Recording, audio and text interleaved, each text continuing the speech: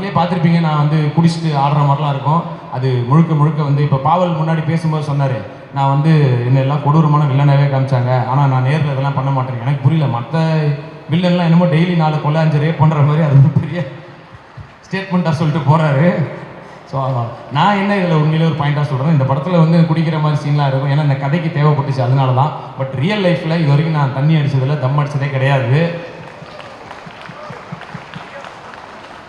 இது பெருமைக்காக சொல்கிற விஷயம் இல்லை. பட் இதை கேட்டு ஒரு 4 பேர் வந்து அந்த தண்ணி அடிக்கலாம் நினைக்கிறவங்க வேண்டான்னு திருந்தினா ரொம்ப சந்தோஷம். அதுக்காக தான் இதை சொல்ல வரேன். இது எதுக்கு இந்த பாயிண்ட் ஆரம்பிச்சுன்னா, இதை நான் காலேஜ் ஃபங்க்ஷன்லாம் பேசும்போது போய் சொல்லுவேன், தண்ணி அடிக்காதீங்க தம் அடிக்காதீங்கன்னு சொல்லிட்டு. ஒரு காலேஜ் போகும்போது பேச போயிருக்கேன். அந்த காலேஜ் ஓனர் வந்து சொன்னார், சார் நீங்கள் இந்த மாதிரி சொல்லுவீங்களா, தண்ணி அடிக்க வேண்டாம் தம் அடிக்க வேண்டாம்ன்ற பாயிண்ட்டை இது எங்கள் காலேஜ்லேயும் சொல்லுங்கள் சார் அப்படின்னாரு. நான் சொன்னேன், சார் இது லேடிஸ் காலேஜ் சார் அப்படின்னேன். இங்கே தான் சார் கண்டிப்பாக சொல்லணுன்றார் அவர். ஏன்னா நிறைய பேர் நினச்சிக்கிறாங்க ஆணும் பெண்ணும் சமம், அதனால ஆம்பளை குடித்தா நானும் குடிப்பேன்னு. அது உண்மை கிடையாது. இன்னும் சொல்ல போனால் ஆணும் பெண்ணும் சமமே கிடையாது. பெண்கள்லாம் ஆண்களோட பல மடங்கு மேலே இருக்கீங்க.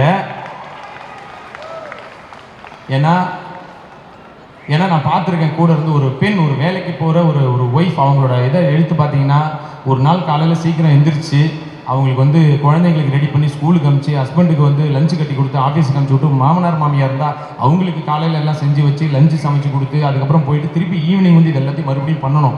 பட் ஆண்களுக்கு அப்படி கிடையாது. ஏதோ பிக் பாஸோ ஐபிஎல்லோ பார்த்துட்டு வீட்டில் அப்படி இருந்துடுறாங்க. பட் அவங்க அப்படி கிடையாது. திருப்பி ஸோ அவங்க எப்போ போனாலும், தூங்கினாலும், எந்திரிச்சாலும், அவங்க வேற எங்கேயாவது ட்ரிப்பு போனாலும், எங்கே போனாலும் தன்னோட ஃபேமிலி, குழந்தை, அப்பா அம்மா, புருஷன் சொல்லிட்டு அவங்கள பார்த்துக்கிறதுலே தான் இதுவாக இருக்காங்க. மைண்ட் அங்கேயே தான் இருக்கும். ஸோ பெண்கள்லாம் ஆண்களுக்கு சமம் கிடையாது, தெய்வத்துக்கு சமம். ஹேட்ஸ் ஆஃப் டு எல்லா பெண்களுக்குமே.